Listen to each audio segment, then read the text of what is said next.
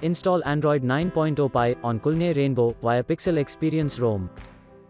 Please check the description for important notes and all the download links. First download ROM and GApps packages, then transfer the downloaded files to the phone storage, link is in the description below. Step 2. Boot your device into TWRP recovery.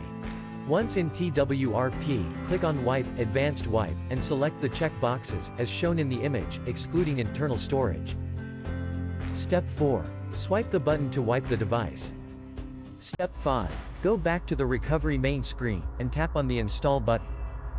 Step 6. Navigate to the storage, and select the ROM zip file. Step 7. Finally, swipe the button on the screen, to install ROM file. Step 8. Flash the GApps zip package, in the same manner. Step 9. After GApps flashing completes, select Wipe Cache and Dalvik from bottom left side of screen, and swipe to wipe. Step 10. When the flashing process is complete, hit Reboot System. That's it, you have successfully installed the ROM on your device.